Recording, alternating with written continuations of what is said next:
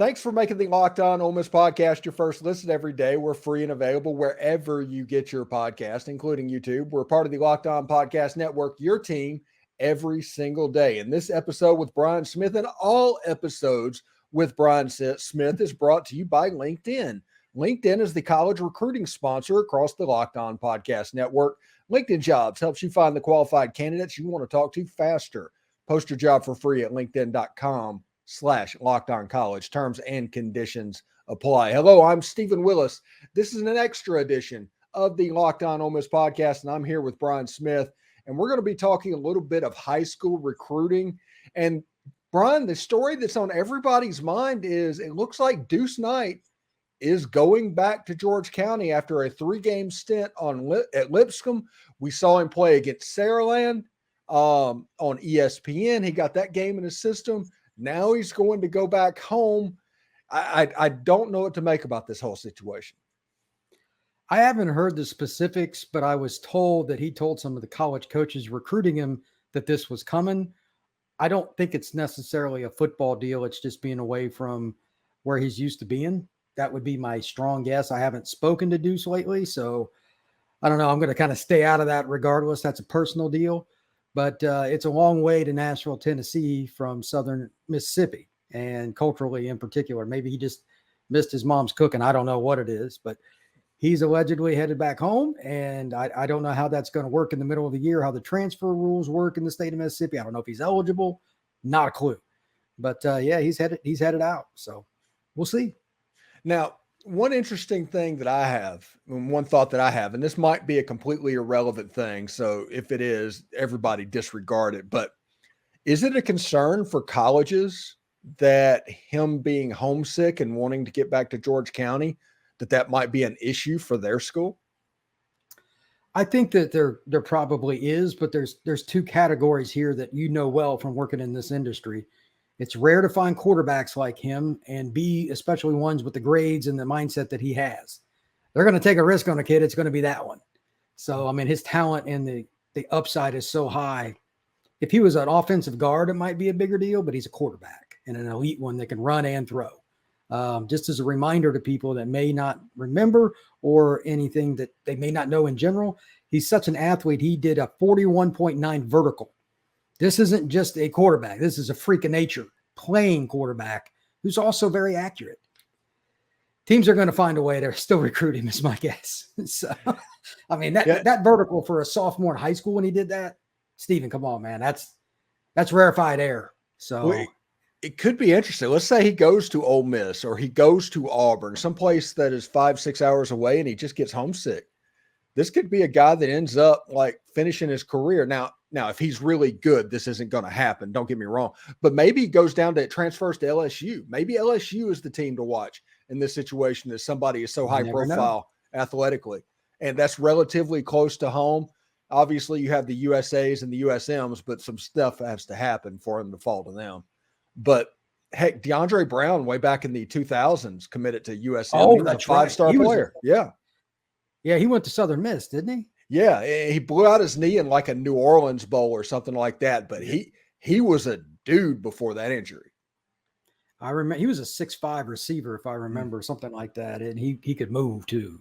It's too bad when kids like that get hurt, because he'd have been a really good pro player. No question. Yeah, but the point of me bringing him up is, in situations like this, weird stuff that we don't know what's going on can be a deciding factor in the recruitment. So it's just worth keeping an eye on. Obviously, Lane Kiffin at Ole Miss is going to keep recruiting him. I think Ole Miss is in the top 4 at the moment. But yeah, if he wants to go to Ole Miss, he's going to have a spot in Oxford. Now, the Mercer game, we looked at visitors. Ole Miss had a fairly impressive visitor list at the Mercer game. I think Caleb Cunningham was there. I think Camarion Franklin was there. They had some fairly big name recruits for a Mercer football game. Then Ole Miss put up a 70 burger on them, so everybody had a good time. That's a lot of points, brother. I don't care who you're playing. That's a lot of points, man. That Ole Miss offense fumbled on the figured it 8-yard out. line. Yeah, they fumbled on the 8-yard line. There would have been 80.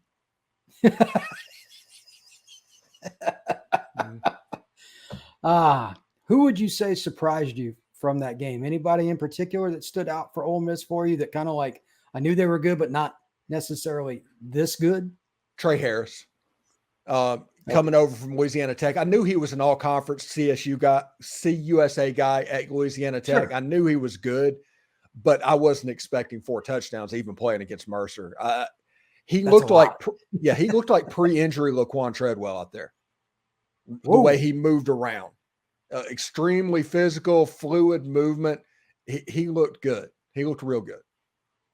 That is what I would like to call a difference maker then, because Treadwell was no question an NFL player before the injury and all that. So yeah, I get it. I'm curious to see how teams adjust to Ole Miss now. Okay, this is their guy.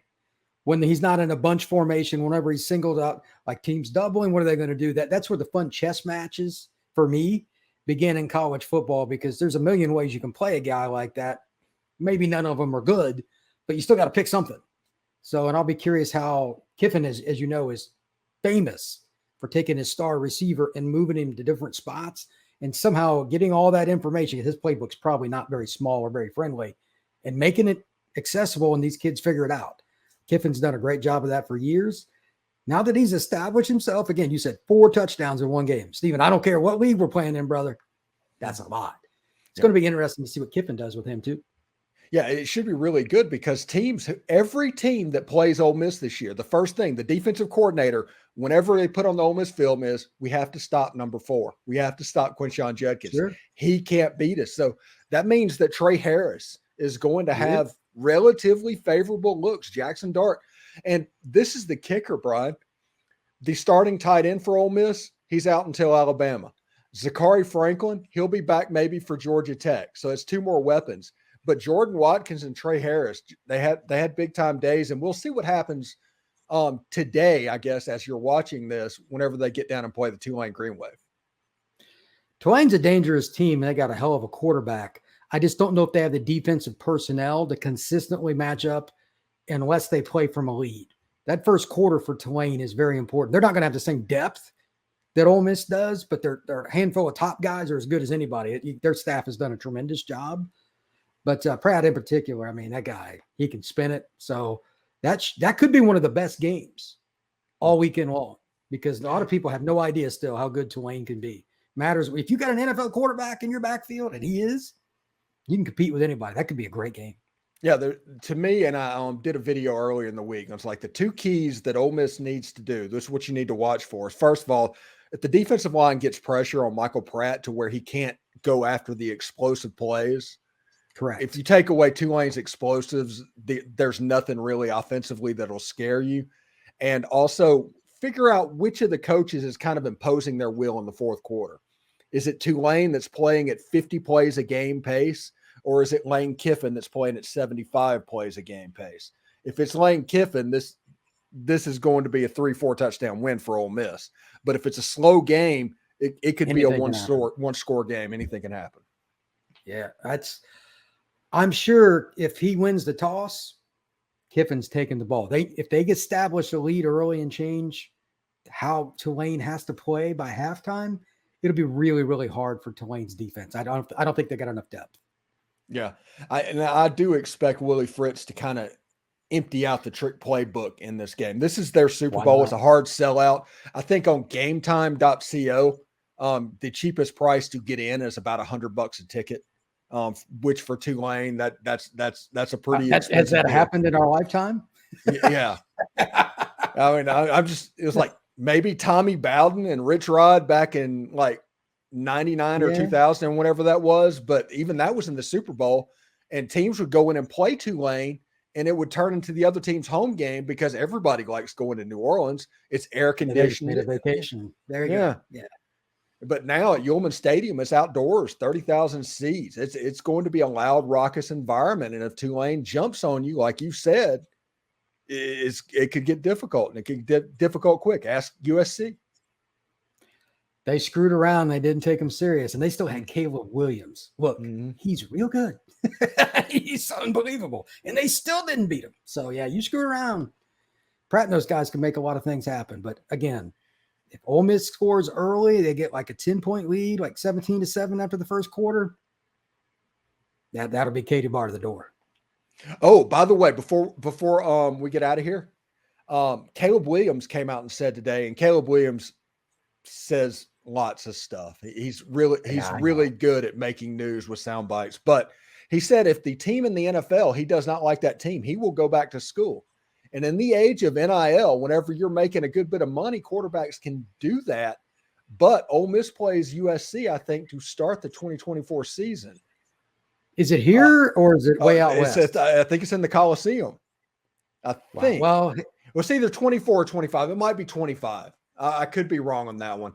That would let be me know cool in the for Ole comments. Miss, Yeah, because obviously Kiffin coached there. He's got his father coached there, etc. And a little known fact: Caleb's family is well-to-do before he ever got NIL too. So money's not as important to him as it would be to most kids. They're financially very well-to-do. So I wouldn't be shocked by that. He's probably enjoying college. I mean, he lives in LA. If you got money and you're the quarterback at USC, does it get any better than that? I mean, that'd be pretty good. So. I was actually incorrect about that. Ole Miss plays them in 25. I believe they play LSU to open the season next year. It's LSU. Okay. What? So LSU gets to lose another opener, like 5. That'll be 5 in a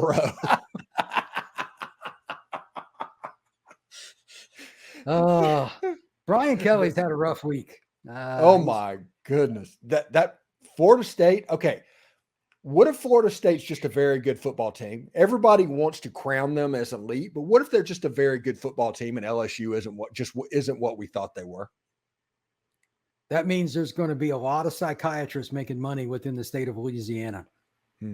That fan base does not handle losing, let alone getting stomped. I mean, I went to the LSU 247 board after the game. I have never seen anything like that. I mean, just they have no ability whatsoever to even rationalize the thought of losing, let alone getting stomped. They just can't do it. Yeah. So it's bad. It's a situation to where if they don't get some stuff fixed, they could be a 7-5, 8-4 team real quick, Stephen. Yeah. Real quick. And SEC West is not relenting, brother. Not at all. And here's the thing. They were last year. They just happened to be in a position where they won the West. But I think they were like 9-5 was their final record or something like that. Yeah, they were really good in clutch moments. But when you win a bunch of close games one year, what happens the next year, Stephen? Traditionally, you lose those. And they're going to be playing Arkansas, Ole Miss, Mississippi State, Texas A&M, a lot of teams with veteran quarterbacks. They're going to be in some really close games. I don't trust their secondary. I mean, Florida State's 2-star receivers. They're different. But the entire SEC West has got guys that can go make plays too. LSU doesn't fix their secondary. They're going to a mediocre bowl this year. Yeah. It's that simple. It's that simple. Brian Kelly could be in the Duke's Mayo Bowl. That's an SEC bowl this year. The Duke's or the Music City Bowl. And the funny thing is, last year I joke about it, but Alabama was 2 plays away from the Music City Bowl. They literally were. They could have been. I mean, they were literally 2 plays away from 8-4. That's why football's so unique, though. Now you got to give them credit. They usually make those plays, but I mean, like Auburn and different games, they didn't play what they were capable of last year. I'm sure Nick reminded them of that all offseason. But you're right. Now they don't have that kind of quarterback play, so it's going to be interesting to see. If they don't pick it up in other spots a whole bunch, they could be 9-3 as well. The SEC West might eat its own and nobody come out of it all that well. We'll find that out tonight, as being Saturday night against the Texas Longhorns. I guarantee you, Steve Sarkisian and the Texas Longhorns, they were not playing Rice Saturday. They were tuning up for Alabama. 1,000,000%. They had no concerns about Rice. That was just a glorified practice. Yeah, it's absolutely nuts. And how about the Pac-12, by the way? Undefeated in week 1. Yeah. They're looking like they might go out as one of the better conferences in college football. It's a situation to where if I am Auburn, I am scared to death about Cal right now. Auburn screws around and playing that West. They're out West. Auburn, they could look that Auburn team's. We don't know what they have. Cal plays good defense. Look, that could go sideways. And I've seen it happen. I've seen, like, the week that Ole Miss got put on probation back in 2018 or 20. They went to Cal. That like midweek we found out about the probation. Saturday they had to play at Cal, and Cal kind of just took it to Ole Miss that night. Yeah, mentally, if you're not dialed in for a road game against a Power 5 opponent, even if they're not as talented, that tends to end up with an L. Yeah. Really interesting indeed. Anyway, thanks for making the Locked On Ole Miss podcast your first listen every day. We're free and available wherever you get your podcast, including YouTube. We're part of the Locked On Podcast Network, your team every single day. Thank you, Brian, so much for jumping in. Enjoy your Saturday, buddy. I will. You do the same, my friend. All right.